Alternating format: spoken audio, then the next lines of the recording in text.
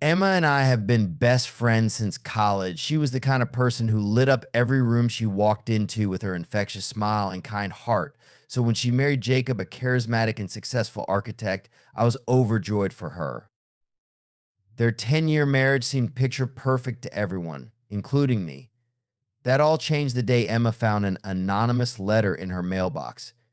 It was a bright, sunny afternoon when Emma called me, her voice trembling with a mix of fear and anger. "Sophie, you won't believe what I just found," she said, barely able to get the words out. She came over to my house immediately, clutching the letter in her hand.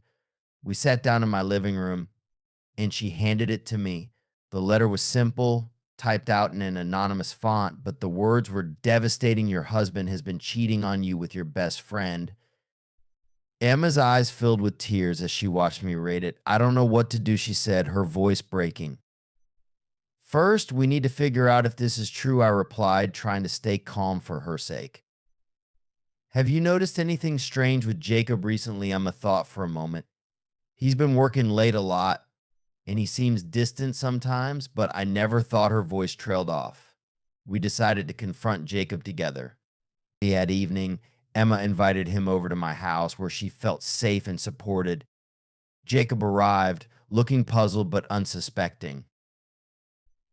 As soon as he sat down, Emma handed him the letter. His face turned pale as he read it. "Emma, I can explain," he started, but she cut him off. "Explain what, Jacob?"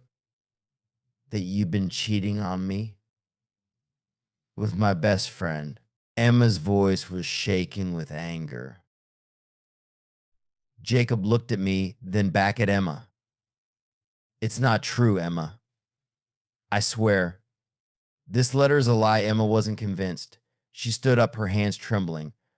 "I can't do this right now, Jacob. I need some time to think."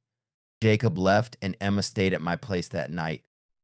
The next few days were a whirlwind of emotions for her. She couldn't eat or sleep, and the betrayal consumed her thoughts. Finally, she made a decision. "I'm going to leave him, Sophie," she told me one morning over coffee. "I can't stay with someone who might be cheating on me." I supported her decision, knowing how difficult it was for her. Emma packed her bags and moved into a small apartment across town. A few weeks later, she discovered she was pregnant. When she told me, I could see the conflict in her eyes. "I don't know what to do, Sophie. This baby changes everything." We spent hours talking about our options. Emma decided to reach out to Jacob, not for herself, but for the sake of their unborn child. She called him, and they met at a small cafe downtown. "Jacob, I'm pregnant," she said. Watching his reaction closely, his eyes widened in surprise, and he reached for her hand. "Emma, I had no idea. Please let me explain everything." Emma hesitated but nodded. "Go ahead." Jacob took a deep breath. "That letter you found was planted by someone from my past. Her name is Vanessa. We dated briefly in college, and when I broke things off, she didn't take it well. She's been trying to ruin my life ever since." Emma listened, her heart torn between believing him and protecting herself. "Why didn't you tell me about her before? I thought it was all in the past. I didn't want to worry you. But now, with the baby, I want us to be honest with each other." Emma took a moment to process everything. "I need time to think, Jacob. I can't just forget about the letter." Jacob nodded. "I understand. But please, know that I love you and want to make things right." Over the next few weeks, Emma focused on her pregnancy and tried to figure out her feelings. One day, she decided to investigate Vanessa. She found out where Vanessa worked and paid her a visit. Vanessa was a tall, striking woman with sharp features and a cold demeanor. When Emma confronted her, Vanessa didn't deny anything. "Yes, I sent the letter," Vanessa admitted with a smirk. "Jacob left me, and I wanted him to suffer." Emma was taken aback by her honesty. "Why would you do that?" "We were happy because he deserves to be unhappy, just like he made me," Vanessa replied, her eyes filled with bitterness. Emma left Vanessa's office feeling a mix of anger and pity. She realized that Vanessa's vendetta had nothing to do with her or Jacob's current life. It was all about Vanessa's unresolved feelings from the past. Back at her apartment, Emma called Jacob and told him what she had learned. They met again, and this time Emma felt a sense of closure. "Jacob, I believe you," she said. But I still need time to heal, Jacob nodded. I'll wait as long as you need, Emma. I love you and our baby. As the months passed, Emma focused on her pregnancy and preparing for the baby. Jacob was there for every doctor's appointment and ultrasound, and slowly Emma began to see the man she fell in love with again.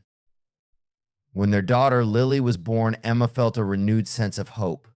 Holding Lily in her arms, she realized that forgiveness was possible.